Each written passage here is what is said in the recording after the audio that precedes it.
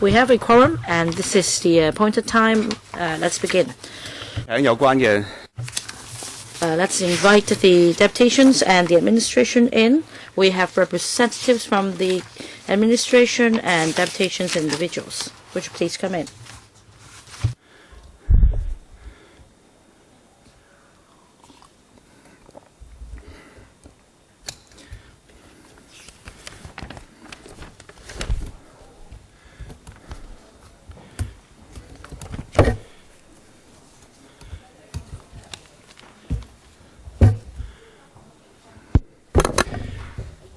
May I welcome from the administration Dr. Choi Yuk-lin and the Secretary for Education, Ms. Teresa Chan, Principal Assistant Secretary, and also Mr. Sheridan Lee, PAS, Curriculum Development, Mrs. Connie Lee, and also Mr. Cliff Ho, Senior Education Officer. Welcome. And meanwhile, we should invite the deputations in.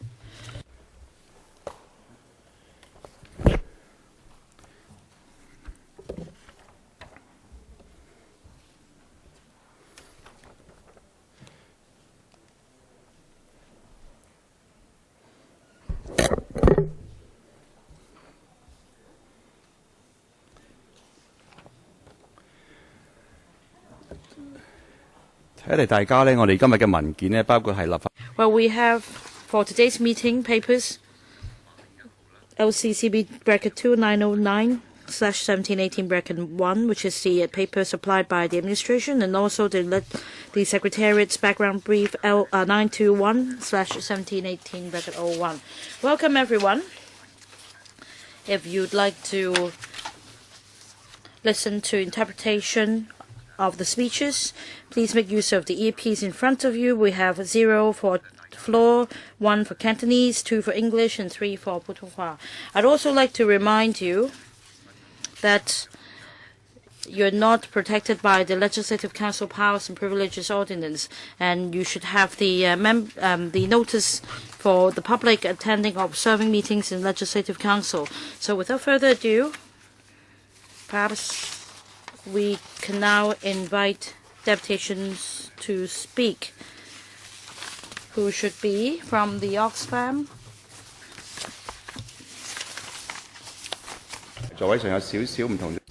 Well, there's been a slight change in the seating arrangement. We should invite.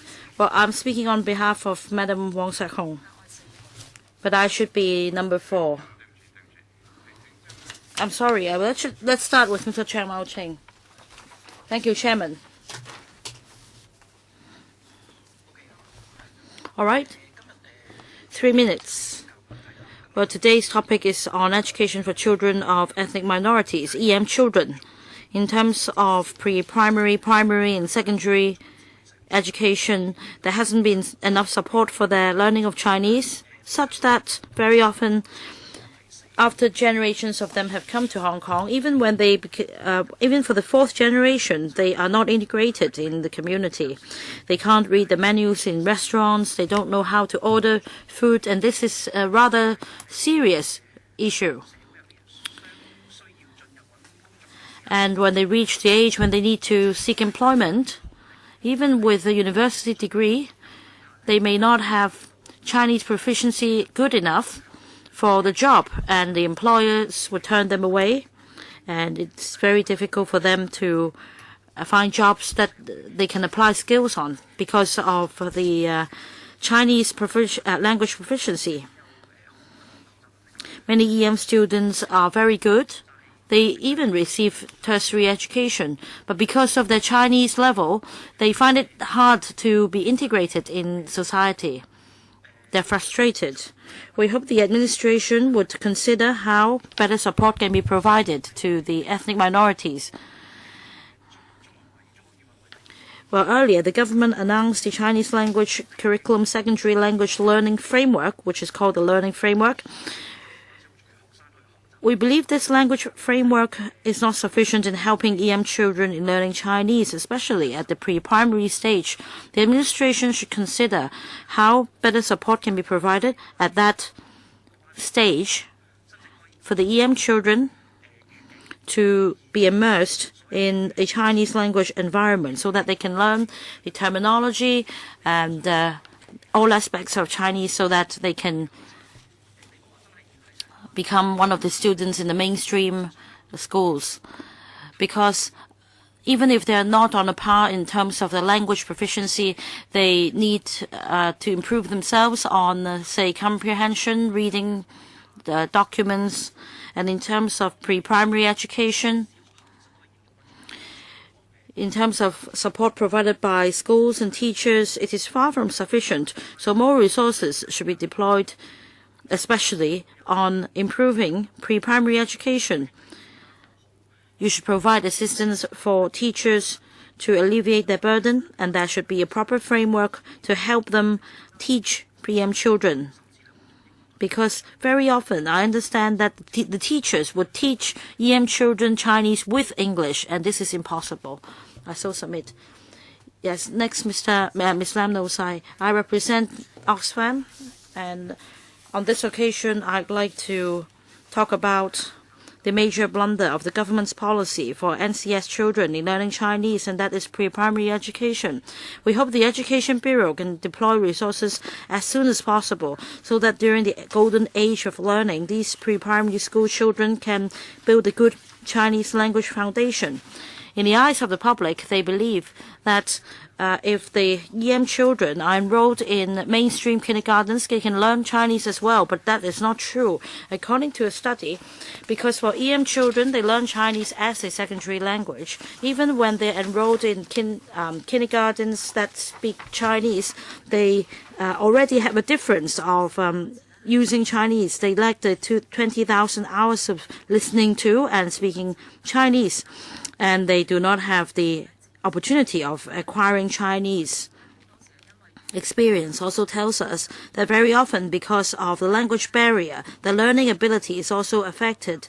For example, many Chinese-speaking students are able to raise their hands and answer questions from the teacher.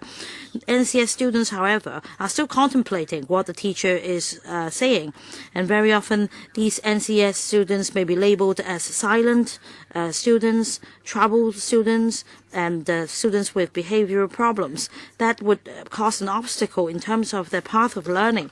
Because of this flaw in the system, in 2015, Oxfam worked with Hong Kong U and the Hong Kong Education University in a study called Start from the Beginning, supporting NCN K1 to K3 kindergarteners to learn Chinese as a secondary language. We provide interactive enrichment Chinese courses for NCS children. We have individual learning hours and group learning hours, and we've also developed a teaching kit for NCS children that is useful for kindergartens teaching Chinese as a secondary language. It also comes with an assessment tool. According to our frontline workers' experience, we have a number of suggestions. First of all, we hope the Education Bureau can provide enrichment modules so that NCS children can have extra hours in learning Chinese. Second, we hope that the Education Bureau can compile a set of guidelines on enrichment course for Chinese as a secondary language. Third suggestion, starting from 2017-18, the Education Bureau provides subsidy for kindergartens that enroll over 8 NCS children. However, 54% of the kindergartens enrolling less than 8 NCS students did not receive extra subsidy. However, for these NCS children, they face the same difficulty in learning Chinese. Fourth suggestion, we hope that the Education Bureau can follow the SEN CPD teachers training so that within 5 years, for example, at least a proportion of teachers should complete a higher level of training course. Of the We Superwomen group, please. Hi, I am Laiba, currently studying Delia Memorial School, Broadway. And my family, they applied for this scheme in 2015. And we did not know about the scheme when I was in primary school. And my primary school, they never mentioned about the scheme, nor did they give the information for about the scheme. It was really hard for my family to manage for the book fees and other related expenses, because my father is the only one earning in our family, and we are 6 members in the family. I have 3 more siblings younger than me, and it was really hard for us to manage in one salary. My other 2 siblings, younger ones, my parents stopped giving them formula milk because they were just 1 year old, because formula milk is very expensive and my family can't afford to buy it. My mother used to give them packed milk 1 or 2 times only. They would often be sick because that milk did not suit them well. My mother even did not use disposable diapers for them. My family spend less on food and we eat meat occasionally. Then my mother came to know about the Catholic Workers Center from a friend, and it's an NGO, and they helped us with form filling, and they told us about this scheme. But it was still hard because of language barrier and the complicated process. And my question is, those ethnic minorities who do not know about any NGOs in Hong Kong, how are they going to apply for this scheme? I want to request that it will be great if there is a specific form filling services for ethnic minorities. It would be more helpful if EDB and SFA employ local ethnic minority staff who can help not only to publicize the scheme but also to help throughout the application of SFA. I agree that some schools 有啲學校就會會發呢啲計劃嘅通告，但係個資料唔。Some parents they don't. There's leaflets for the scheme, but some parents they don't even receive the leaflets. And it would be great if EDB and SFA can collaborate with schools to arrange form filling sessions and talks or maybe seminars about SFA. We can get better education only if we are economically satisfied. Thank you. Thank you, Mr. Dick. We will now invite Ms. Ayop Sima of the Catholic Workers Center, please. Hi, I am here to represent and talk on the behalf of my group member. I want to focus more about support measures provided by EDB and schools to apply for student financial assistance schemes for primary and secondary school students. There is no leaflets available about SFA in different EM languages. So most of the ethnic minorities may not even know about student finance schemes. There is no introduction, seminars or promotional activities are arranged by the school or EDB. The second step, if I talk about those parents who know about student finance but they do not know how to apply and how to fill up the forms and or go through the procedures.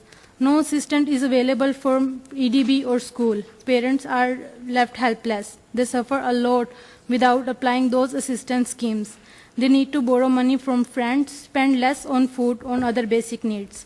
Husbands need to do 2 jobs or long working hours in order to survive with all those educational expenses. Secondly, those parents whose children are studying in kindergarten, they don't even know about fee remission scheme and recent KG grant. This situation is even worse for kindergarten, that fee remission scheme will be put in veil from parents till some parents luckily get information from outside. I want to insist EDB to promote student finance schemes on kindergarten, primary and secondary school level proactively. Form filling session should be arranged in the cooperation with school during application period. EM inquiry hotlines should be arranged for parents for inquire about their application. Schools should be given clear guidelines to assist EM parents to apply SFA scheme and going through the whole procedures. Thanks a lot. Thank you, Ms. Sima. We will now have Mrs. Abbas Sarah of the Catholic Diocese of the Hong Kong Diocesan Pastoral Center for Workers, Kowloon. Thank you, Chairman. Actually, I also want to focus student finance schemes accessibility for EM families. In the beginning of 2017-18 school year, we had a research which findings were released in November 2017. The research shows that the interviewees' proficiency in Chinese and English language is not high. Only 59.4% can read and 50.9% can write English. With their Chinese reading and writing abilities are lower to 10% actually. Therefore, they really need leaflets or brochures in English or even in their mother languages in order to know the financial schemes provided by the government. Although the EDB has published household application for student finance assistance schemes, leaflets in Chinese and English and were translated into 6 EM languages too. But it is pity that they are only available for collection at SFA Center. Among interviewees, only 65.7% of them had the leaflets in English distributed to them by school. Only 5.3% of them obtained leaflets in their first language from the school. Other than this, the research also reveals that 80% of the respondents expressed that they encountered difficulties during the application. These difficulties include their illiteracy in Chinese and English, that was 63.3%. And then for the complicated process, it was 56.7%, and their inability to communicate with staff of the Student Finance Assistance Center is 45.6%.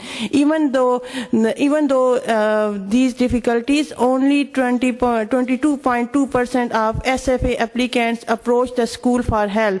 74.3% of the applicants who had not seek any help from their schools were not aware that school can help them.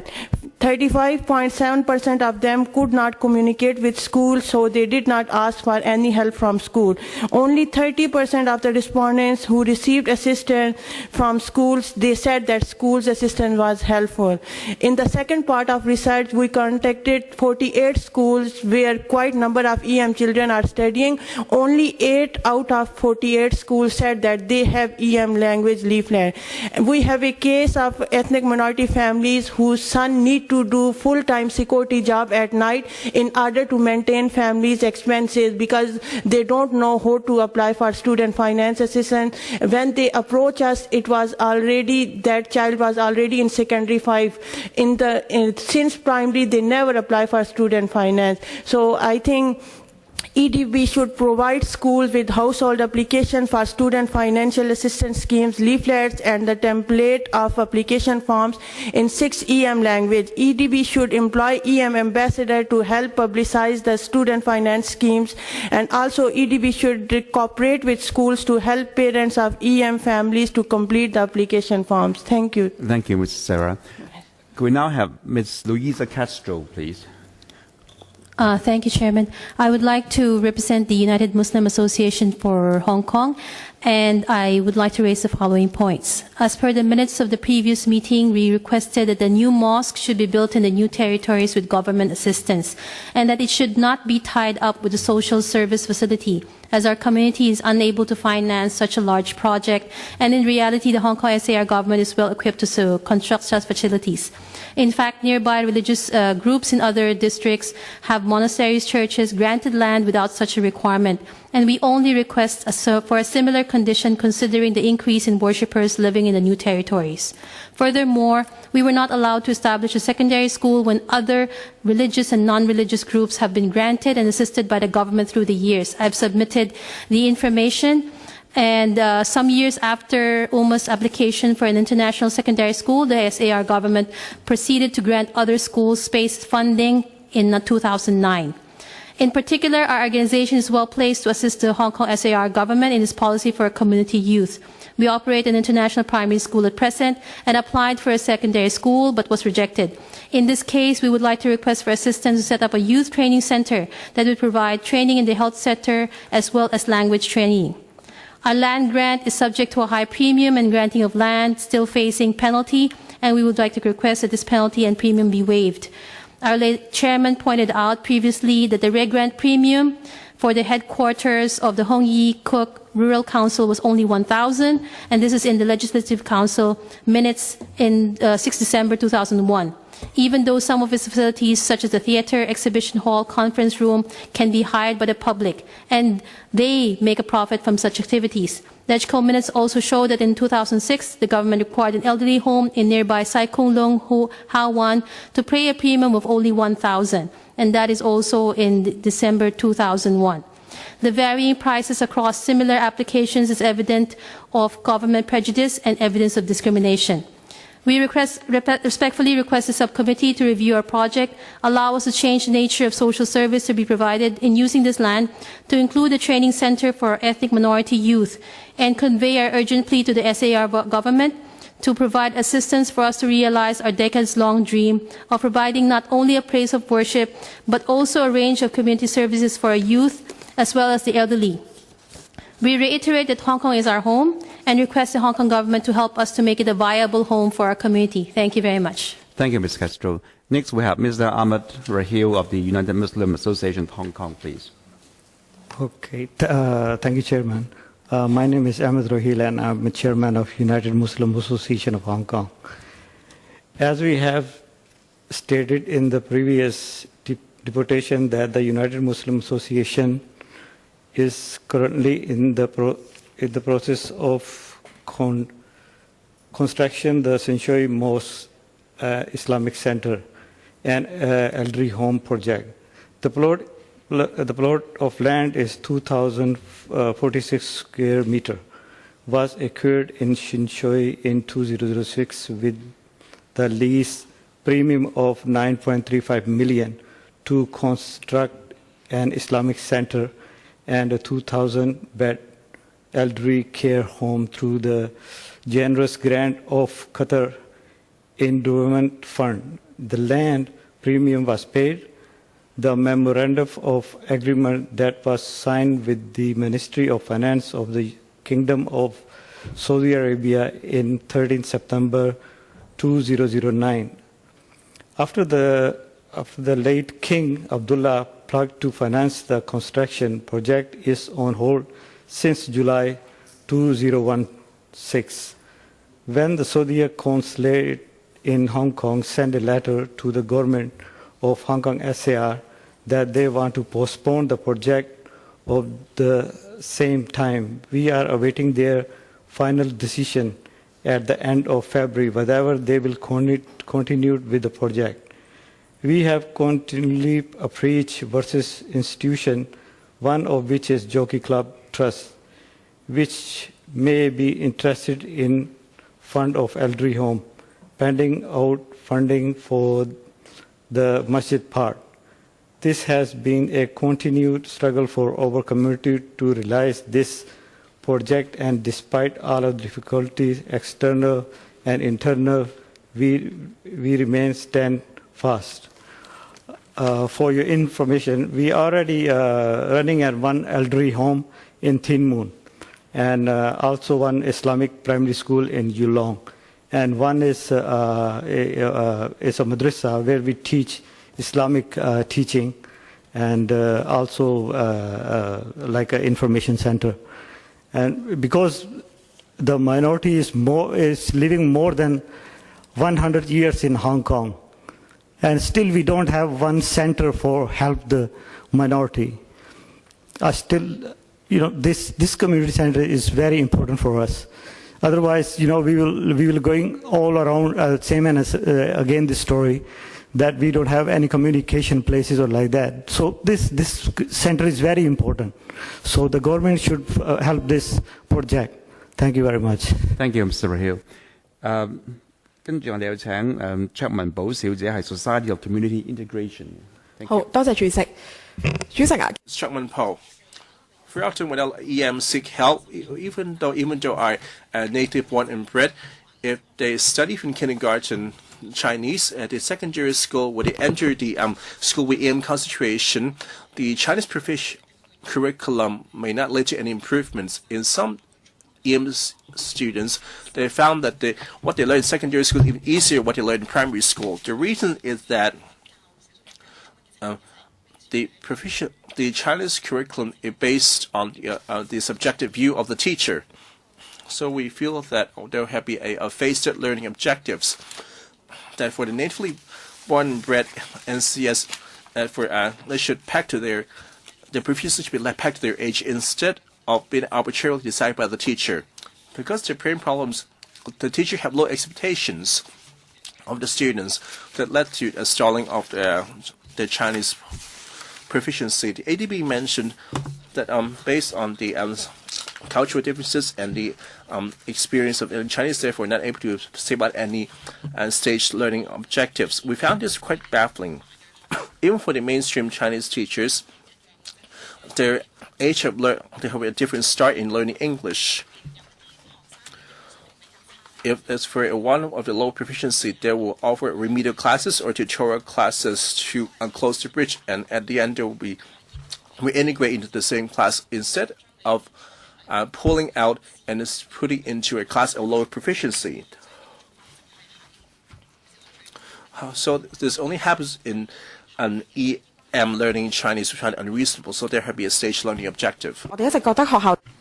Also, for teachers in schools, they are helpless. There are no suitable teaching materials. From the Education Bureau's paper, I see that they have entrusted a tertiary institution to develop teaching materials for primary 1 to 3 and then 3 to 4. And my question is, why is it that there are different institutions developing different teaching kits? What's the consideration behind? Why can't you develop a set of kits that applies to primary 1 to 6 so that they can learn progressively and be integrated into mainstream education? And about the selection of schools, the Hong Kong Unison earlier conducted a study. Even when learning grants are given to schools to support NCS students, they may not necessarily include that in the school profile. And I see that in terms of the school profile, a standardized approach will be taken to point out the support measures implemented by schools to support NCS students. I want to clarify this point. The standard approach, does it mean that only one sentence will be added to the school profiles, or will there be specific support measures set out? Unison, please. Yeah, 多謝主席。其實咧，我哋 Thank you, Chairman. I understand that the government has deployed a lot of resources to help EM children in their learning of languages. And starting from 2014, there have been increased fundings, over $200 million to help EM's children learning Chinese. But if we look at the Education Bureau's paper, in terms of the learning framework, the supporting measures, even the funding available, the objective is to allow EM students to be given equal opportunities in terms of learning Chinese and to build an integrated campus environment. Under this policy, it is also suggested that the Chinese proficiency level should not be lowered to suit the needs of the EM students. As a result, we believe that accountability is necessary to make sure that the objective can be fulfilled. The Hong Kong Unison yesterday published a report in terms of the learning framework and the funding system and its accountability. We found that the general public and parents have no access to this information. And it is difficult to monitor the implementation of the policy and its effectiveness. Although in terms of the report, there are templates available for schools, and for schools seeking extra grant in their annual report, there is a requirement for them to set out the support measures for EM children to learn Chinese language, so that the EDB can monitor the performance. However, there is a lack of accountability. Only 80% of these schools receiving funding have uploaded such information onto their website or have the information included in their annual report, as our study suggests. Well, for some schools, they may upload the whole report. Some schools don't, however. Some schools only include this information in their annual report. And we find that there is no systematic approach in holding these schools accountable. For other schools, the majority of them does mention how the funding is used, but there is no mentioning of the progress of EM students learning Chinese or their results. I think this is the major concern of parents, and this information is lacking. We're not targeting any particular school, and we are not suggesting that more information should be given in the school profiles for the selection of schools. We're suggesting that there should be an accountability system to make sure that the policy is well implemented. We therefore request extra funding be allocated, and there should also be enhanced transparency and accountability so that these reports about the funding can be uploaded on the internet. Riaz, please. Thank you very much. Good afternoon. My name is Rabia. I have been living in Hong Kong from 14 years. I have 4 kids. They're all born in Hong Kong. When my kids were young, I didn't have enough school information to choose local school. I didn't know about school sport or extra tutorial class for my kids. So I ended up choosing English medium school. In those schools, my kids didn't have enough chance to speak Chinese. I started to realize that my kids don't have enough confidence to speak Chinese.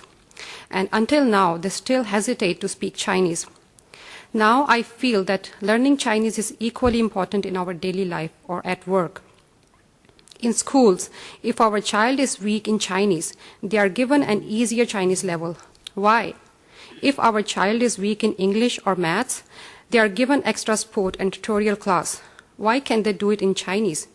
English or Arabic is not our mother tongue, but our kids can memorize it by heart. I want to mention that my eldest daughter's Chinese level was good in primary school, but when she went to the secondary school, they pushed her back and put her in an easier Chinese level. I think it's a bad practice, and most parents don't know about this, and we parents don't have choice. Now, to really help us, we want to have equal Chinese learning opportunities. I want my kids to have same Chinese learning level. Chinese should be taught from the beginning, and there should be one level of learning Chinese. Every year should make progress and put them at a higher level. So in future, they can have equal job opportunities and take part in the progress of Hong Kong. Thank you very much. Thank you, Ms. Riaz. Can we now invite Ms. Noreen Aska, please? Thank you, Chairman. I am Noreen. I am a housewife. I am from Pakistan. I faced the problem for Chinese learning when I went to any government of departments, EDB, also school communication, all the form in the Chinese. Is it not school website is all in the Chinese, and parents have no choice, choose better for the children. I request to the government, give us a school information in English or Chinese, such as here for the example, application form website and open day leaflets in English. Parents will know about the school this way. Chinese language is the problem for me because is it not my mother language. I cannot teach my daughter Chinese homework for the study. For Chinese example, we are not lazy. We went to the learn Chinese. I hope EDB will help us. And EDB will give us the school the right way to teach the Chinese as is a second language. The most school don't know how to teach Chinese to the children. Different schools teach different level Chinese. Is it not good? Chinese children and our children same levels. So of the Chinese, that's all my issue. Thank you so much. Thank you, Ms. Aska. We will now have Ms. Nargis Shakur, please. Thank you. My name is Susan. I was born in Hong Kong. I'm a Pakistani. I studied in Hong Kong, starting from kindergarten to secondary school. And I'd like to focus on two issues today. One is on learning Chinese. Many people believe that NCS children don't understand Chinese because it's not our mother tongue, but this is not an issue. In our room, we have so many deputations here. They speak English very fluently, but English isn't their mother tongue either. So with enough support, we can allow children to learn from young, and then they will be able to learn very good Chinese. I sometimes would wonder why we have 12 years of free education in Hong Kong, but we're unable to learn a language. I'm all over the problem, but I think it's not a learning ability problem. This is a systematic problem.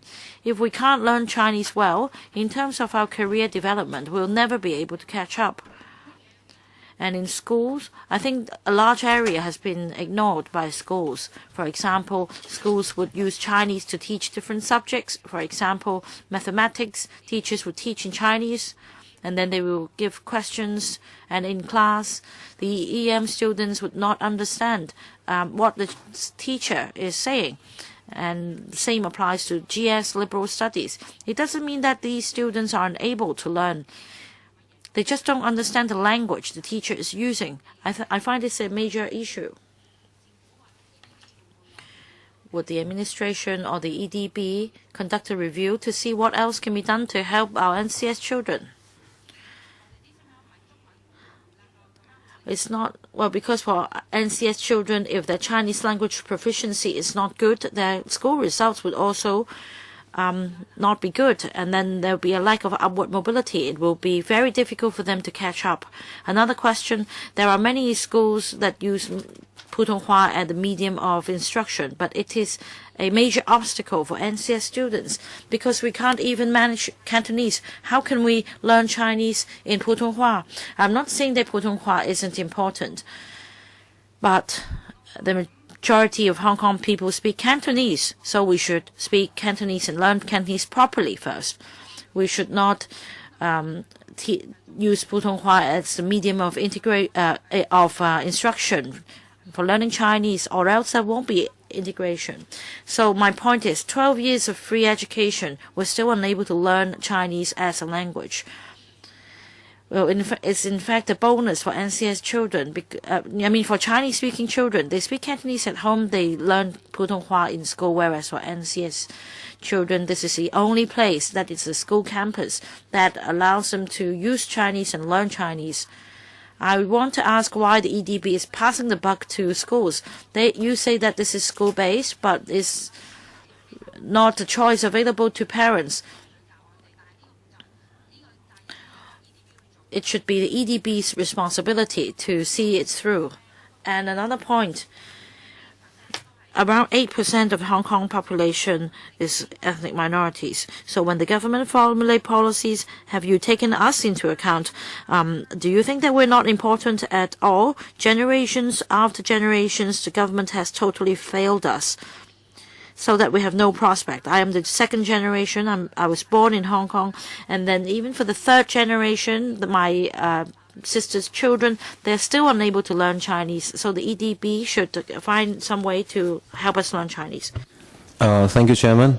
क्या हाल चाल है सबके? सब खैरियत से हैं? So that is the kind of confusion many of the Hong Kong citizens feel when they apply for a job, when they try to communicate with a taxi driver, when they are trying to talk to a waiter. Many of the ethnic minority students who grow up in non-Chinese speaking households have little access to effective Chinese learning programs, as many people have just mentioned.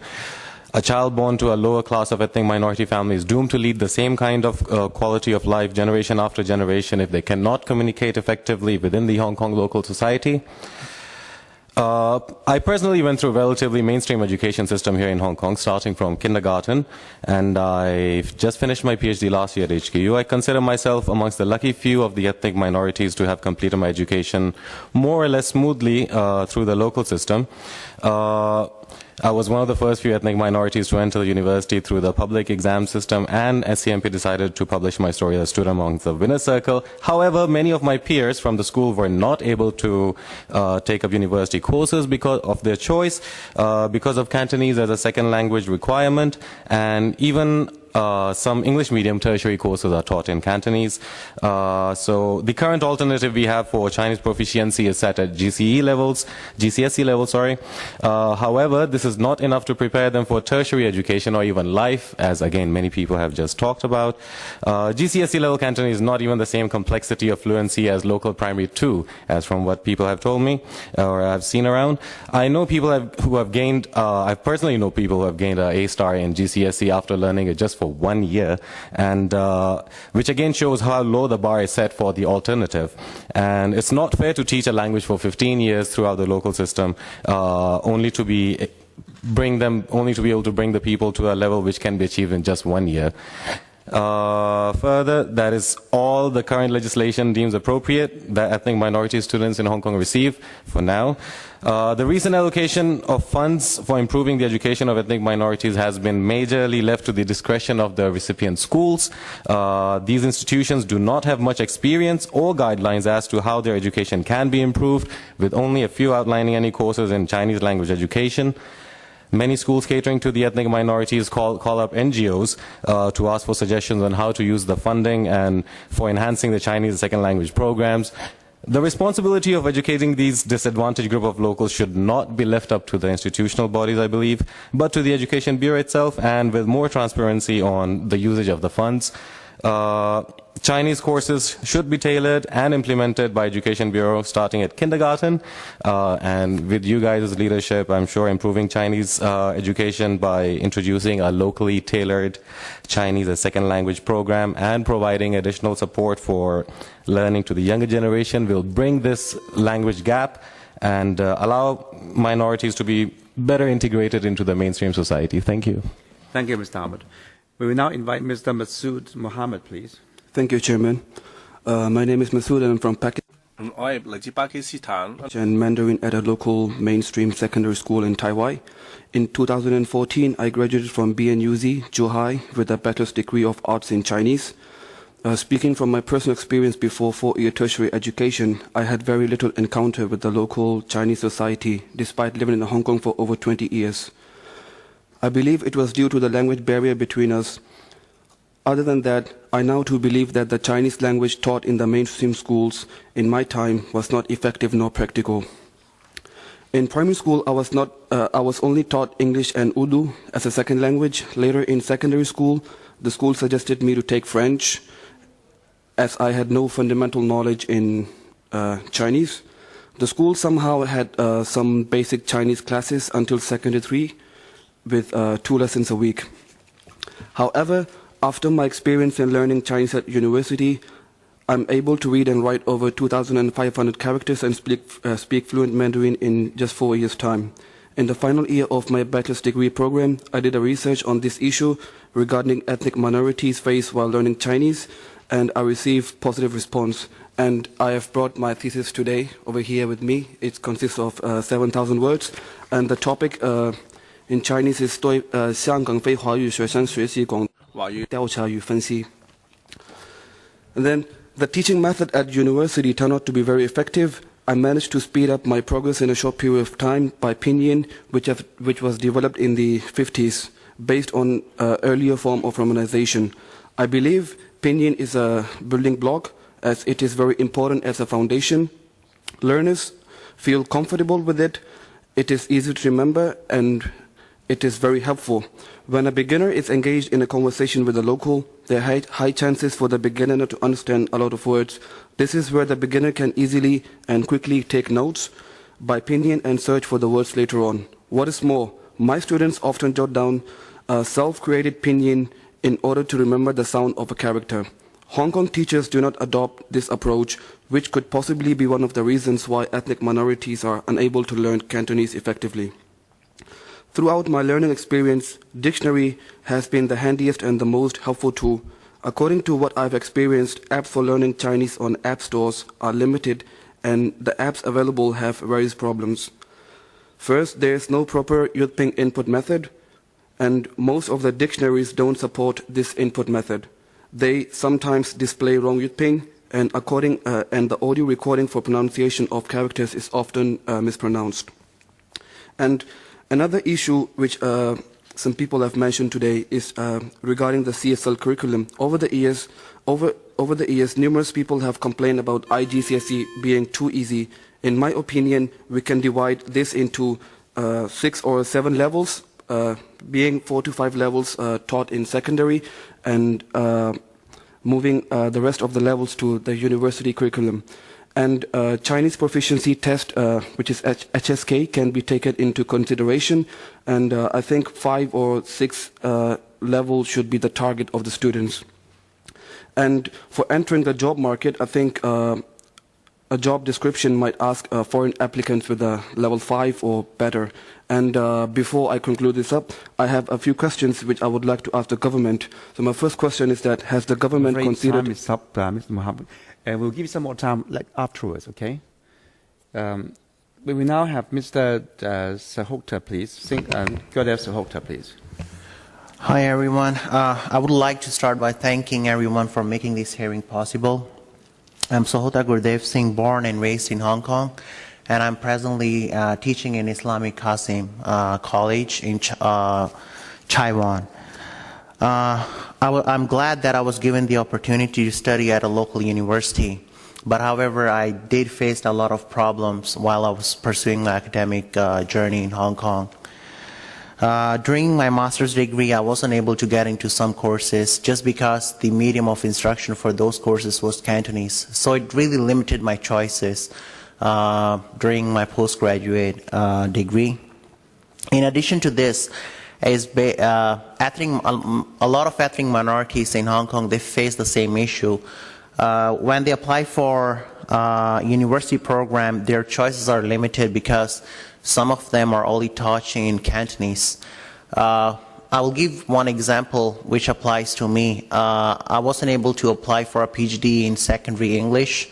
I was rejected from 2 universities just because their medium of instruction for some courses is Cantonese. It's creating a lot of hindrance for me to continue with my education in Hong Kong. The education system over here systematically ignores that there are some people who are willing to pursue further education in Hong Kong and who might not be able to meet such requirements. Moreover, everyone in Hong Kong, they have equal rights to education. But the system here fails to acknowledge that there are people in Hong Kong who are unique in their own ways. I hope this kind of requirements could be taken into account because Hong Kong is a multicultural society and such requirements create obstacles for people like us, which we can only overcome if the education system changes. I acknowledge that Cantonese language is imperative in Hong Kong. Cantonese proficiency requirements are evident. However, Cantonese support for ethnic minority students is questionable. Has the government done any evaluation on the Cantonese courses for adults, not just for teenagers who are studying in high school, as well as for ethnic minority students pursuing tertiary education? If so, are they effective and to what extent? Thank you. Thank you, Mr. Sahota. May we now have Mr. Khalid Khan, please. Thank you, Chairman. Hello, everyone. My name is Khan Khalid. Everybody calls me KK. I'm born in Hong Kong. My family are the 3rd generation living in Hong Kong.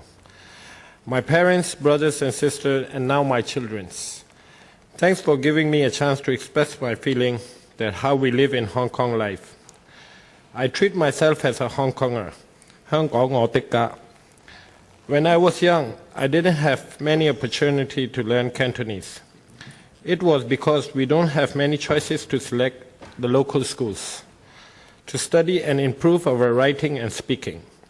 I have very less choice to select my primary school and secondary schools.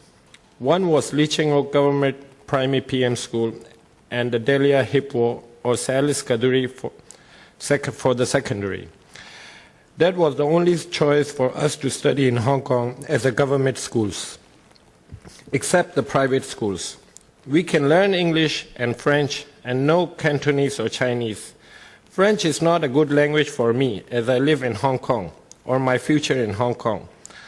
All the work in Hong Kong, such as government jobs or high-level jobs, basic requirement is Cantonese, English, Mandarin now.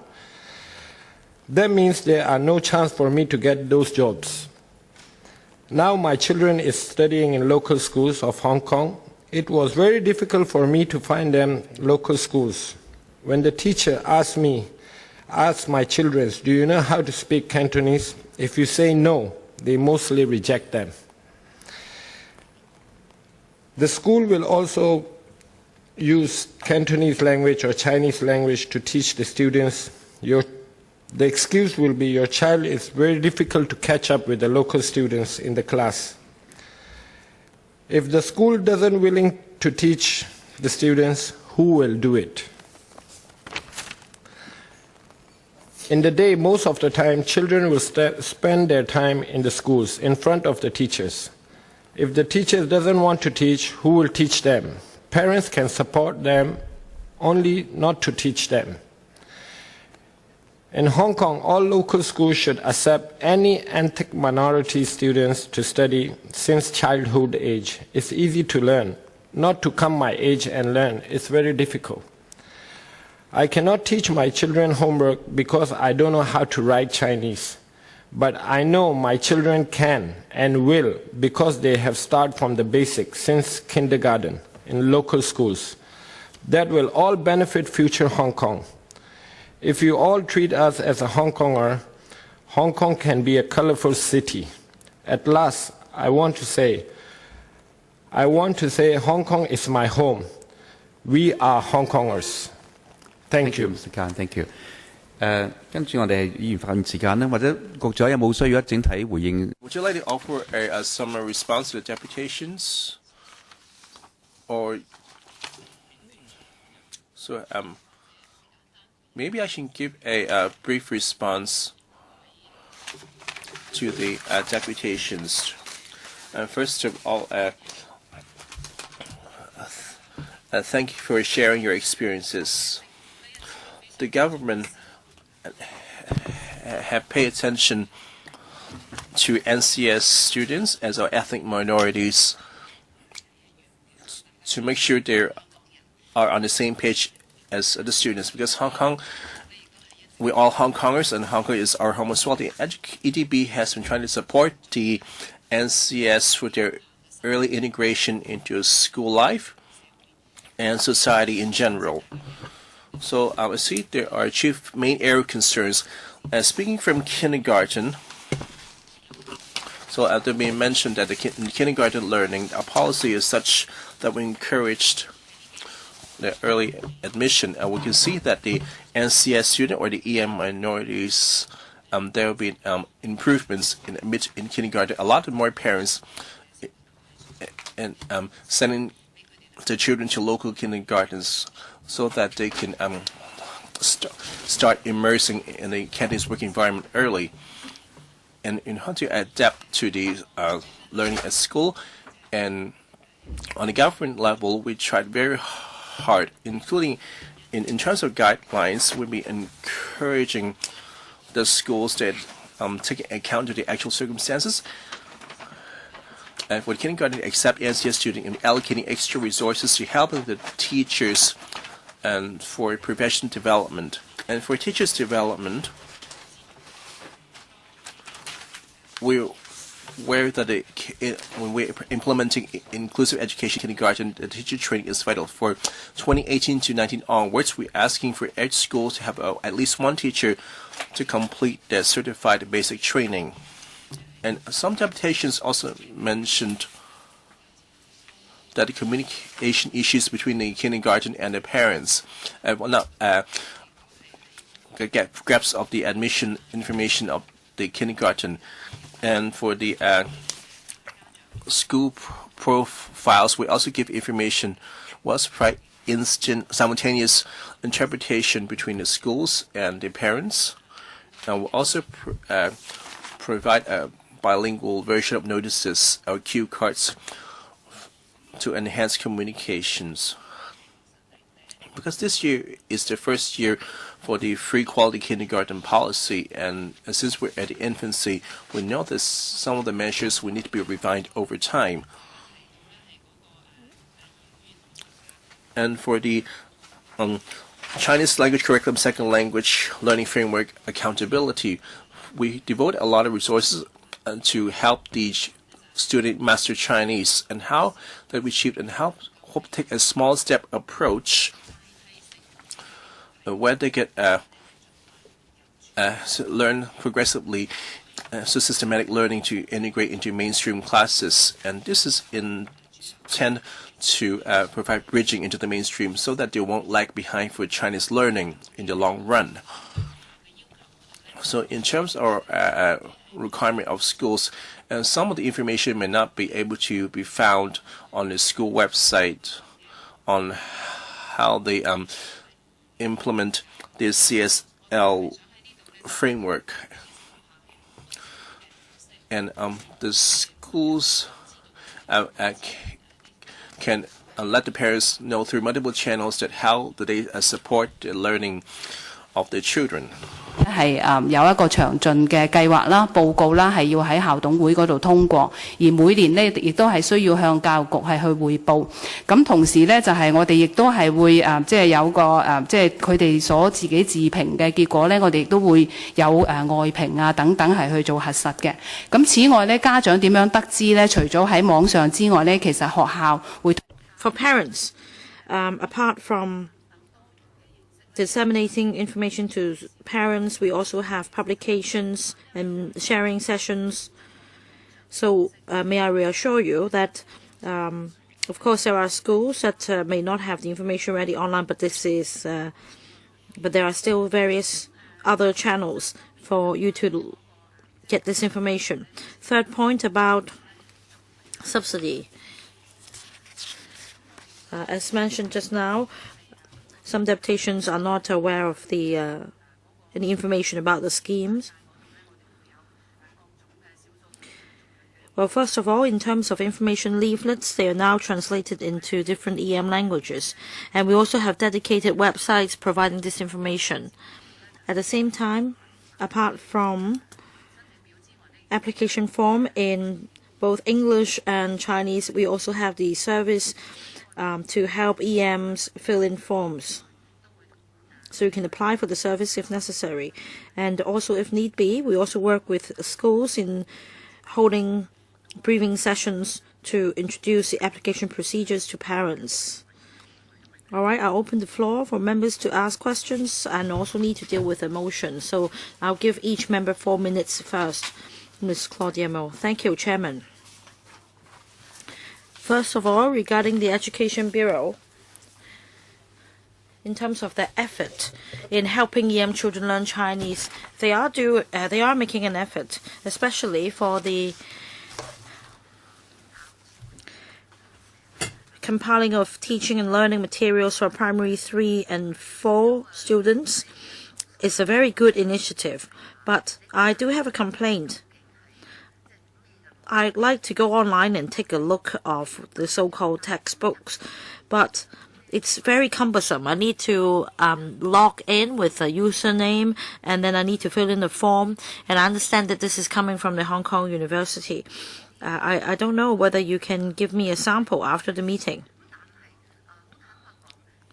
Frankly, these are supposed to help teachers, but even in your paper, you mentioned that it's so-called primary 3 and 4 textbooks in quotes, but they're not textbooks per se, they're teaching materials. And I agree with Ms. Chapman Poe, who just now said that because you're worried about the discrepancy in the Chinese language proficiency, it is very difficult to standardize the learning of Chinese as a secondary language. But the same applies to other children learning English. Say in the same primary level, some may be better, some may not. So that should be a standardized approach for the Education Bureau in terms of language learning. There should be a yardstick for teachers. So please consider that. I'm so glad about the integration business you were mentioning, and about living in a linguistic environment, right? I have to say I perfectly agree with Ms. Shakur, right? About 5 days ago, I read in the South China Morning Post, there was a comment piece by two apparent education experts. They were calling for on this. Well, their advocacy is that ethnic minority children in Hong Kong should be learning Chinese in Mandarin, and that gave me a fantastic fright. Now, even our education deputy chief is talking about integration. We need to blend in. We are Hong Kongers, right? So the fact that we spend more than, well, some $200 million public money a year to help with our children to learn Chinese, and yet the effect doesn't seem to be, very impressive. I do suspect some schools are teaching our kids Chinese in Mandarin, rather. So at the end of the day, they can't associate Chinese once they step out of the school. So I wish the EDB would do something. They would check on the schools to make sure that our children are learning proper Cantonese. Thank you. 兩個都係意見，有冇咩特別嘅簡單或者 Two comments. Well, any response? Thank you, Chairman. Thank you, Member, for the comments on teaching materials. The fact is, we have a whole set that comes with textbooks as well as exercises, and I can let the member have a look. There are also the teacher's version of the textbooks. We have prepared the first set as for the Chinese as a secondary language learning course. We do not want to have a local curriculum. We need to have global vision, because otherwise we could be wasting our children's time. What we need to do now is to take the perspective of a student learning Chinese as a secondary language, because ultimately the objective is to bridge the students over to the mainstream Chinese school. So that is to say, we have this language learning framework using Chinese as a secondary learning to help EM children integrate into mainstream system. Well, as to whether we should learn Chinese using Mandarin or Cantonese as a medium of instruction or MOI, it depends on the needs of students, the capability of students, of teachers, the overall environment, and we should not take a broad brush approach depriving students of choice. The EDB has a very clear set of guidelines on this. My point is, you should not force them. They want to learn Chinese, but it's really a predicament for them to learn Putonghua, even if they want to learn Chinese, because once they step outside classroom, it's irrelevant. I received a motion from Mr. Dennis Kwok as well. I believe that this is relevant, and we have 4 other members waiting to ask questions. Let me read out the names: Mr. Andrew Wen, Dr. Fernando Zhang, Mr. Dennis Kwok, and Mr. Pun Siu Pei. Let's start with Mr. Andrew Wen, 4 minutes. Sorry, I was away just now. I don't know whether I am repeating Ms. Mo's point. At the moment, in the tertiary institutions, there are no courses to help EM students enhance their Chinese language proficiency. I see there are improvements in terms of the university admission rate for EM students. It's been on the rise, but even with this improvement, even when they successfully graduate, it seems that their Chinese language proficiency is not sufficient for them to apply for jobs or for civil service posts. So my suggestion is for tertiary education institutions to provide GCSE or higher level of Chinese language courses as bridging courses to enhance the Chinese level, so that after the graduation they won't face the difficulty of having very good English but being unable to plan ahead for their life because of this gap. So whether there will be any continuous learning opportunities for these EM students to learn Chinese in universities. Thank you, Member. You mentioned 2 points. One, in terms of Chinese language learning in universities.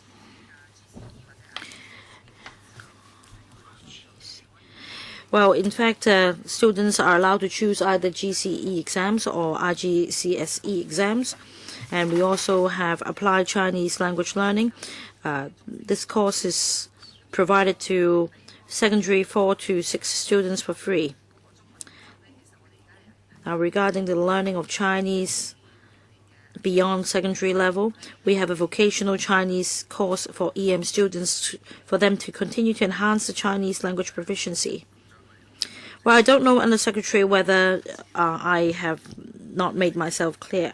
I understand what you're having, but well, your response just now is on vocational Chinese courses.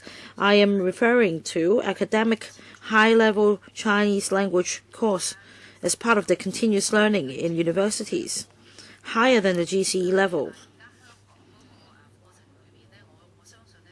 Well, I believe at the moment universities would devise their programs according to the students' needs.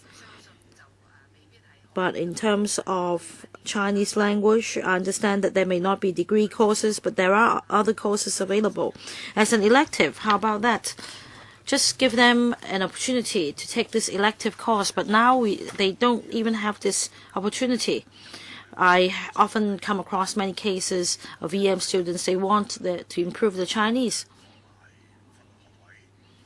And in fact, it's in the media every year.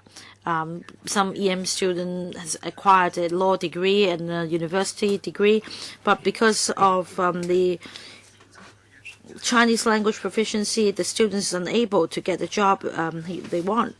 So we should give them this choice, and I think that this is my criticism, because you're not giving students this choice. We'll bring your view back to the universities, but in terms of tertiary education, there is no distinction in terms of a student's racial background or ethnicity. It's basically based on whether the student meets the enrollment requirements for the course. So in terms of whether there are courses suitable for the level of Chinese of EM students, let me reflect this view to universities. Chairman, just to supplement, the point is there is none. It's all or nothing at the moment. Because for EM students, they have special needs. I hope that you can give this undertaking, for universities to provide a higher level of Chinese courses, higher than the GC level. Next, Dr. Fernando Zhang. Thank you, Chairman. We're happy to hear the Undersecretary mentioning that the government attaches great importance to EM students' opportunity in learning Chinese, and that because they also treat Hong Kong as their home. But at the same time, we understand that in general, the EM groups live in poverty. And we also understand a direct correlation between education and poverty. So if the EM students could excel themselves in education, there would be a much better chance for the EM families to be lifted out of poverty. So my question is, in terms of pre-primary education, according to the deputations, the golden period for children to learn a language is in fact pre-primary. How many EM or NCS students are there who are studying in a Cantonese environment? regarding schools or kindergartens enrolling mostly NCS students. As a result, they may not be able to have a Cantonese environment. I understand there is support given to primary and secondary schools. What about EM students leaving school after secondary Form 3? Is there any difference between EM students and students in general? What about the dropout rate? And how do you compare the admission rate between NCS students and Chinese-speaking students? We need to look at the results. If you allege that you're attaching importance, have you conducted any analysis? And if you've identified a problem, what exactly have you done? You may cite a litany of work you do, but please first answer whether you have an understanding of my concern. First, on EM children enrolled in local schools. For primary, secondary schools, we have 19,000 students studying in aided or direct subsidy schools in Hong Kong. Some 9,600 of them studied in primary schools, 9,400 in secondary schools. For kindergartens, under the free kindergarten education program, we have 5,300 children studying in local kindergartens. Together with international schools, kindergartens, etc., we have altogether 12,000 NCS students. In 2017-18, NCS students studied in 390 primary and secondary schools. In terms of their integration into local education system, things are improving, and this is about their situation in primary, secondary schools, etc. As for the university education, 200 out of 1,200 were admitted to universities via the JUPAS. In fact, that's the figures last year, some 200 out of 1,886. They were enrolled in universities via the JUPAS scheme, more or less the same percentage as local students. Maybe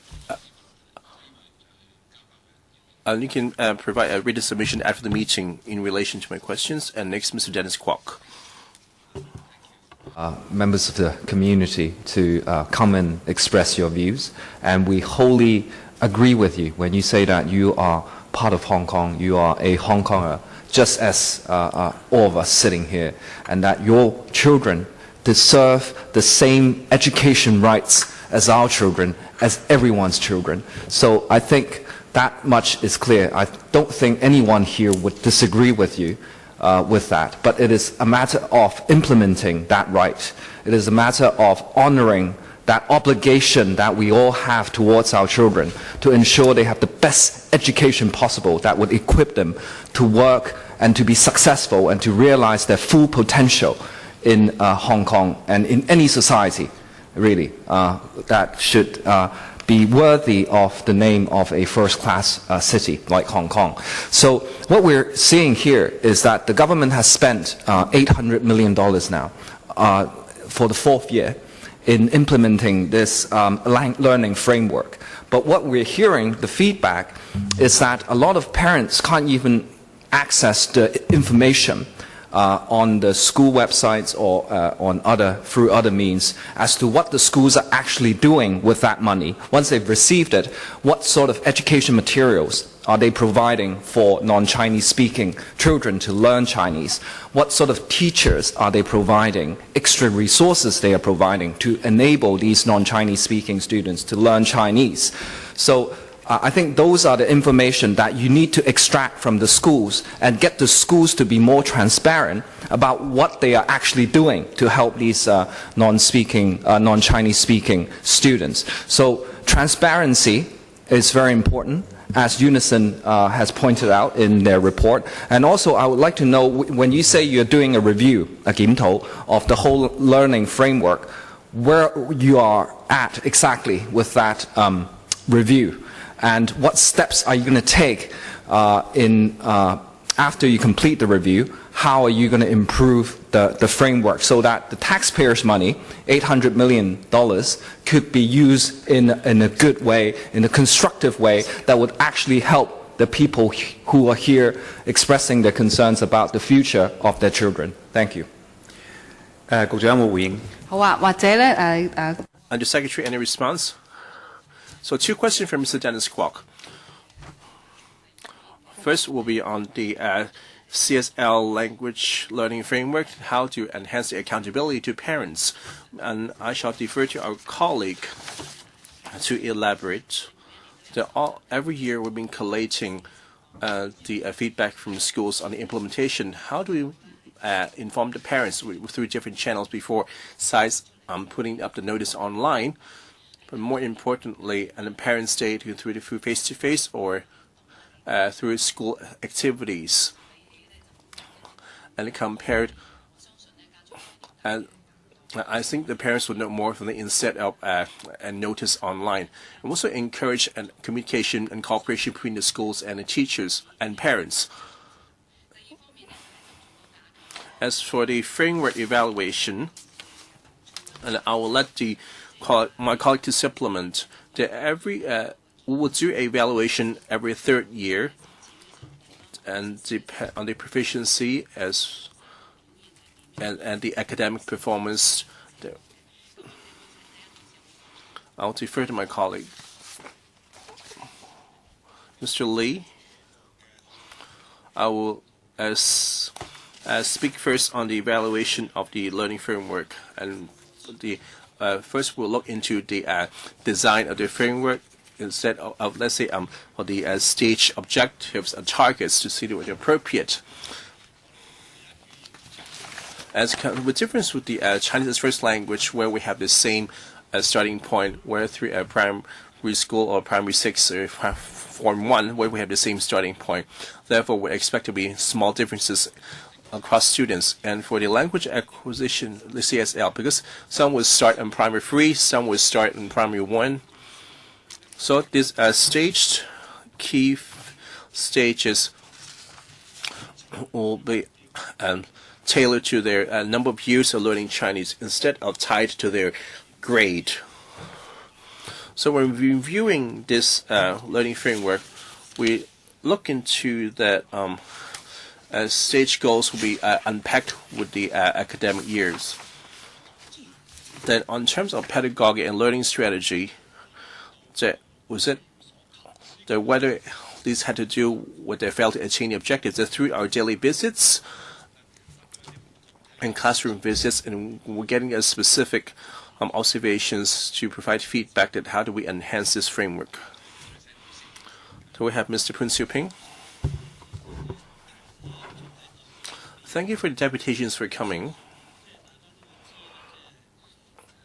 As we all know, learning language should start as early, as small as possible, and the deputation have told us that the minorities in trying to master Chinese or Cantonese to provide the right linguistic environment and early learning. And some organizations have told us that the EDB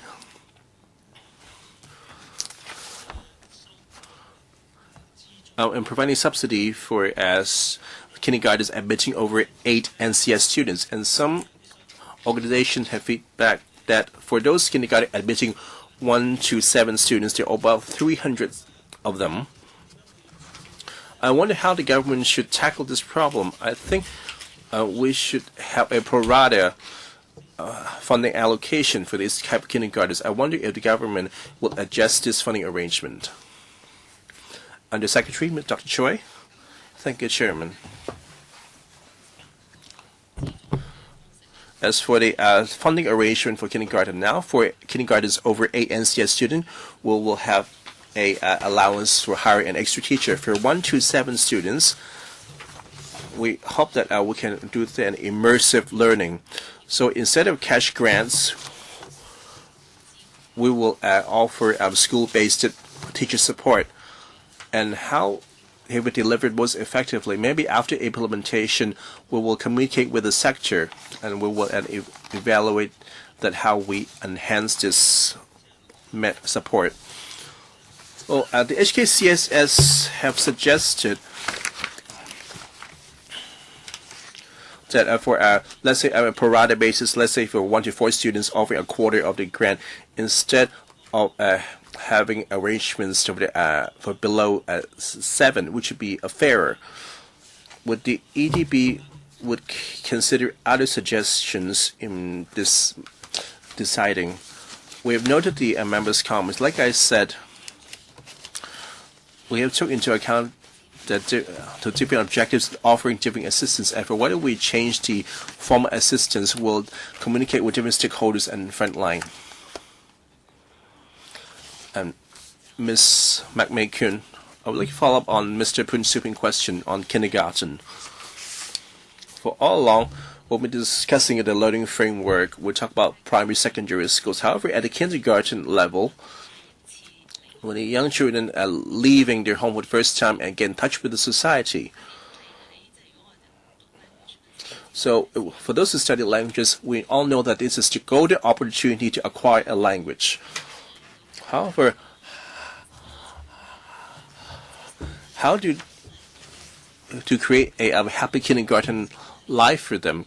And a lot of kindergartens only entitled to the cash grant above 8, and for those less than 8 on a pro rata basis. The management have the problem. They have so they need to actually admit an NCS student to qualify for the subsidy. So when recruiting students,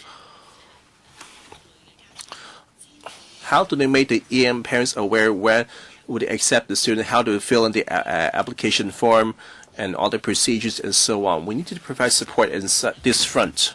So we have admitted a student, so they don't know what to do for the 6 or 7 NCS students, so they're quite glad in the 8th student said at the language sector, they need to submit an individual learning progress report on each student, and of course to be written in Chinese, and of course, or maybe they can translate into English in some cases. However, my difficulty to translate this learning report into their mother tongue. Maybe the EDB can help the whether primary, secondary school, and kindergartens. So before they admit the students, they should provide such assistance, because it would allow the parents to know how this system works, when to apply for school places and so on. I hope there will be a standard assistance, or let's say in standard formatting on school application forms or enrollment forms for easier communication. And kindergarten is a better situation. Maybe for this, there will be a heavier workload at the secondary level. So maybe at the kindergarten levels, we can organize some parents' workshops, because a lot of the NCS parents, especially the mothers, they're not mastering Chinese that well. They don't know the Hong Kong society well. Maybe through organizing these workshops, not only will they know how this Hong Kong education works and how the parents study, we can also do some parents' education, so that to help the parents integrate into our society. So we can provide more resources at the kindergarten level, using the opportunity when they first enrolled, where they provide a good linguistic environment as well, and allowing the parents seizing the occasion to be familiarized with our society. We noted thank for the members' comments as for how to support the kindergarten parents to enhancing their children's learning. For example, as on the enrollment form, can look into specific measures. And what are you going to do with the subsidy? So we have this amount for 1 to 7 students, and 8 or more we have the same amount. Would you consider offering more subsidy?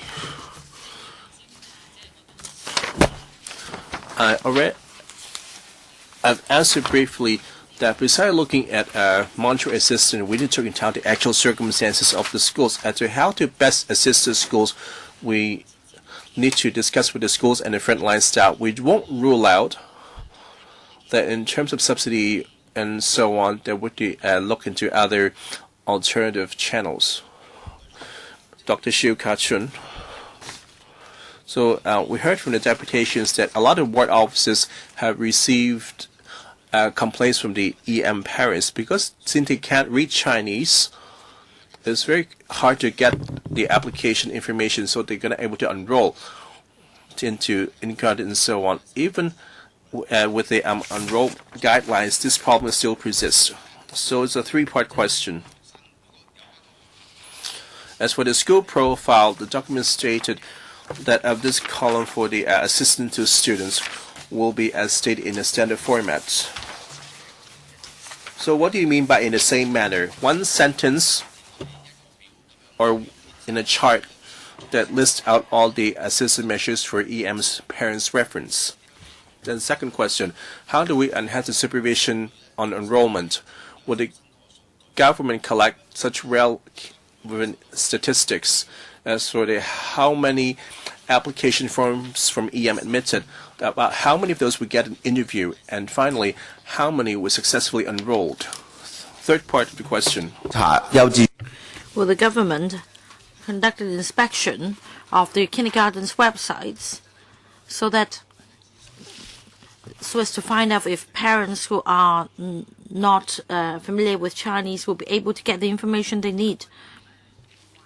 3 questions. Now, about using a standard format for school profiles, well, we are working with the Committee on Homeschool Cooperation, the CHSC, as the CHSC is responsible for the school profiles. So we're working it out with the committee concerned as to provide the best help to parents. My colleagues are following up on it. As for the enrollment of NCS or EM students, whether we have collected statistics, whether what the situation is, I will defer to my colleague to take your question. Yes, Ms. Lee. Thank you, member, for the question. Thank you, Chairman. Basically, the admission arrangement is that we have a set of guidelines in this regard. And we clearly stipulate in the guidelines that kindergartens taking part in the scheme must upload the admission procedures, the criteria, and other requirements onto the website in both English and Chinese. And we also have templates for kindergartens to follow. Every year, before enrollment actually begins in November, in October, we already conduct surveys. Our colleagues would check either the websites of kindergartens or would inquire with the kindergartens through our daily contact whether they fully understand our guidelines and are compliant with our guidelines. So after implementing the arrangements on admitting NCS students, I see that there is an improvement. Let me follow up on the matter, Chairman.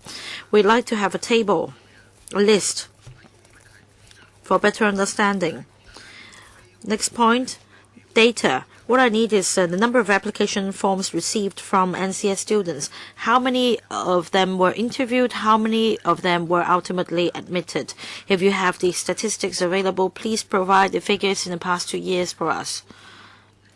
Well, we will check after the meeting, but my understanding is that the schools should admit students regardless of their racial, cultural background. And I suspect that we wouldn't ask schools to give a breakdown of these figures and explain the reasons for not admitting or admitting students. So, Undersecretary, could you please go back and check? Don't just suspect that it is the case. If You have the figures. Please give us the figures. Mr. Holden Chow has also raised his hands, but we're approaching the second session, so perhaps you can wait for the second session. Mohammed, another opportunity for you to make a suggestion to government. Would you like to do that in a couple of minutes' time? Yeah, please. Yeah, actually, my first question was, has the government considered introducing Cantonese youth paying system to teach the EM students? And my second question is that if any research has been done in this regard. And my third question is that what are the considerations of the government of not introducing this youth paying system for Cantonese learning for students whose mother tongue is not Cantonese? Right. Any brief response to the questions? 關於咧用粵拼學 Regarding using Yue Ping or Pinyin system to learn Cantonese, at the moment in Hong Kong, we do not have a set of standard romanization system.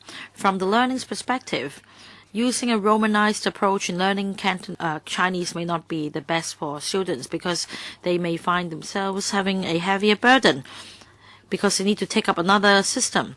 In the long run, because Chinese is a pictorial-based language, for young children, this might not achieve the best result. We have two motions.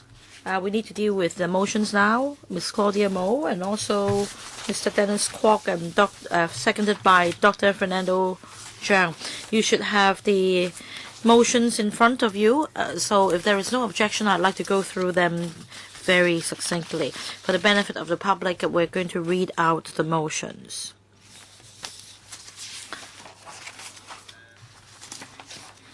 Ms. Claudia Mo, would you like to read it out, or would you ask Madam Clerk to read it out for you? This subcommittee urges the government to complete a review on the Chinese language curriculum second language learning framework so as to formulate a timetable for Chinese language as a second language. And the government should also actively study into a pilot scheme of setting up a primary school with Chinese as a secondary language. There should be more channels for learning Chinese apart from courses so that NCS students will have more opportunities and platforms to learn Chinese so that their proficiency will be comprehensively improved. I don't see any controversy here. If there is no objection, I take it that the motion is passed. All right, next one. Mr. Dennis Kwok, please move your motion. Thank you, Chairman. This subcommittee urges the Education Bureau to set up phased learning objectives for NCS students learning Chinese so that after reaching a certain phase, students can be integrated into mainstream classrooms. And there should also be a clear set of guidelines for students, for teachers teaching students learning Chinese as a second language, and also there should be clear stipulation of the Chinese language proficiency required. So if there is no objection, the motion is passed.